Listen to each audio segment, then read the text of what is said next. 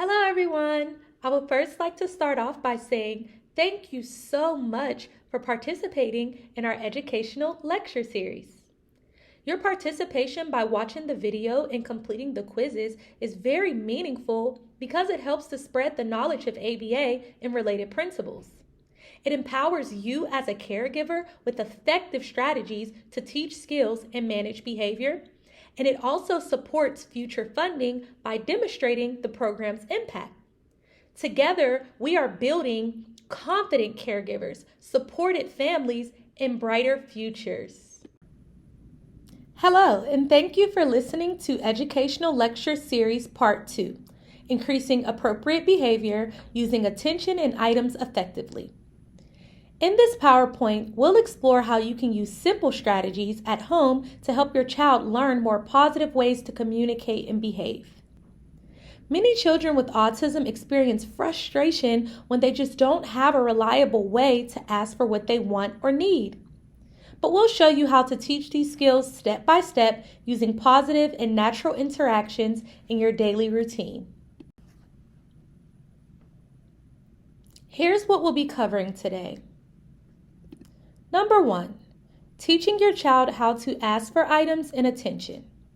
We'll look at ways to help your child learn to communicate more effectively, even if they don't use spoken word. Number 2, how to handle waiting and saying no. These situations can be tough, but we'll talk about how to support your child through them and reduce frustration.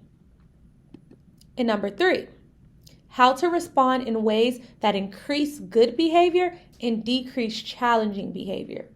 We'll give you clear strategies based on what works in the science of behavior.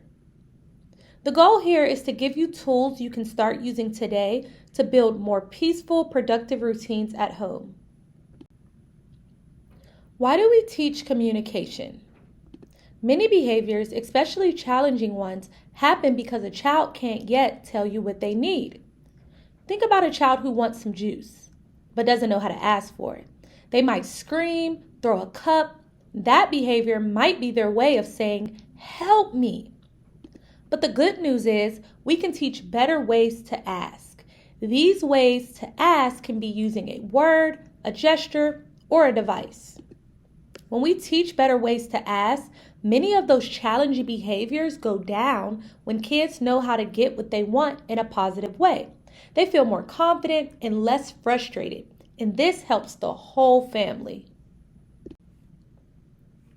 What are different ways to communicate? Communication can happen in many forms, not just speech. Some kids use vocal speech, like saying play or help. Some use PECS, which stands for Picture Exchange Communication System. This is where they hand you a picture of something that they want. Others may use an AAC device, like a tablet or speech-generating app that says the word for them. And some also may use sign language, where they can use their hands to communicate. Each method is valid and very important. What matters most is that your child has a way to express their needs. If your child points, leads you to an item, or even pulls your hand, those are early signs of communication that we can build on. Over time, with support and practice, those forms can grow into more independent and effective ways to communicate. How can we help our children request using prompting? Sometimes when your child is first learning to request, they'll likely need help. In ABA, we call this a prompt. Let's discuss what prompting is. A prompt is anything you do to guide your child to the correct response. This could be saying the word for them to repeat, like say ball, pointing to a picture card, helping them press the button on a device, or showing them a sign. You'll want to start with more help at first and slowly reduce it. This is called fading the prompt. The goal is for your child to eventually ask all on their own. Prompting should feel natural, just like how you might help a toddler say, "Thank you." By modeling it, think of yourself as their communication coach. How can we help our children request using reinforcing approximations? When your child is learning, we don't wait for perfect. We reward effort. This is called reinforcing approximations. That means we celebrate any response that's close to what we're teaching. For example, if you say cracker and they say k, that's great. If they touch the correct icon but forget to press it, help them press it and still give them the cracker. This helps your child feel successful and keeps them motivated to keep trying. But remember, communication is built in small steps. Every attempt is progress, even if it's not 100% correct just yet. Teaching requests. It's best to teach requesting before your child gets frustrated. If you notice your child wanting something, like a toy, a snack, or your attention, use that moment to model how to ask. You might say the word, show the picture, or let them use their device. Then, as soon as they make the request, even if it's just close, give them what they want and what they ask for. This creates a powerful learning moment. But consistency is key here. If you respond every time your child asks appropriately, they'll eventually learn that good communication works. Using differential reinforcement. Differential reinforcement means giving more when your child does something independently and a little less when they need help.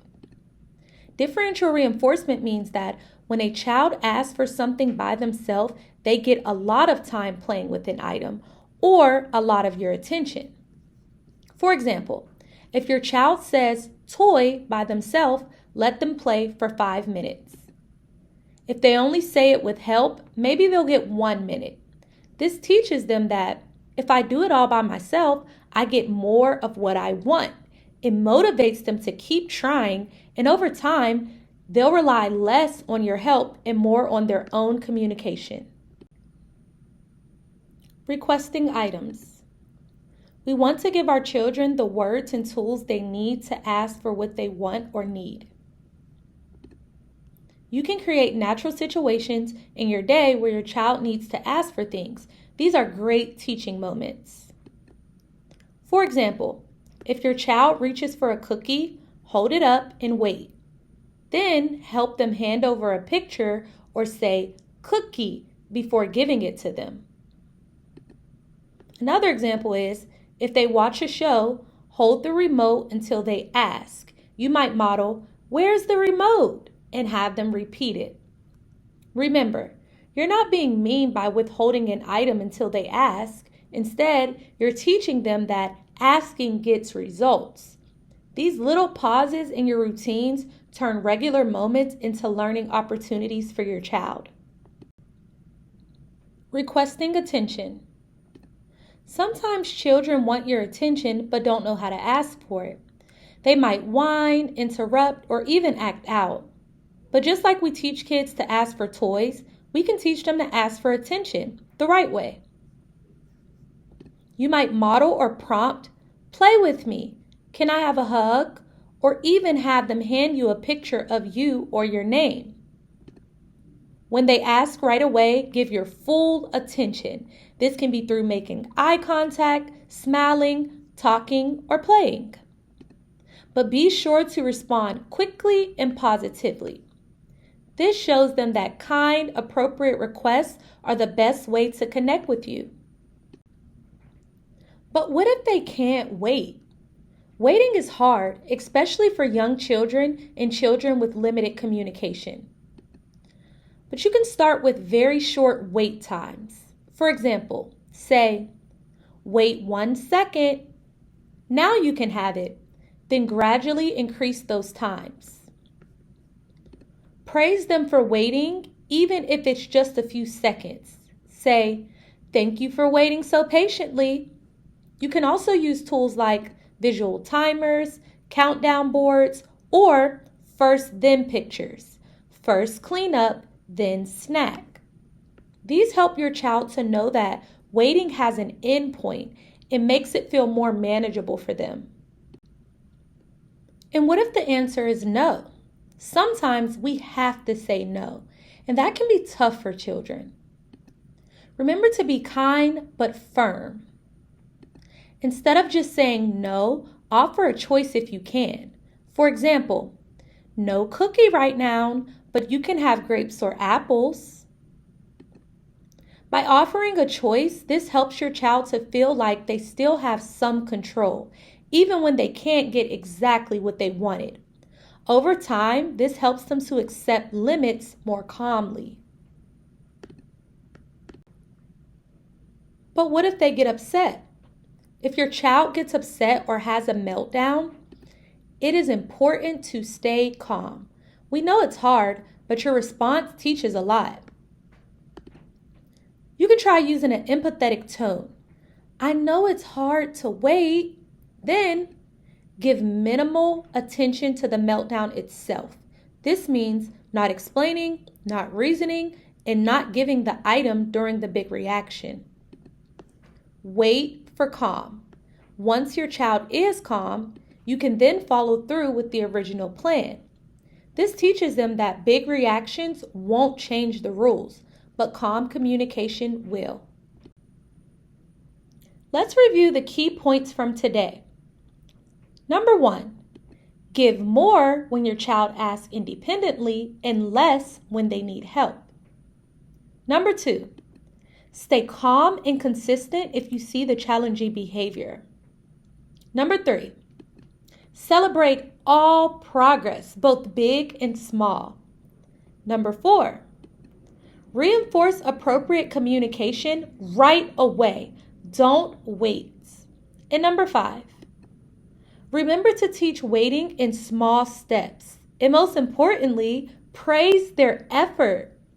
Behavior change, it takes time, but your support and consistency will make a big difference. Thank you for taking the time to listen to ELS 2. Now, we'll take some time to have a few quiz questions for you to answer about the content previously covered. See you later!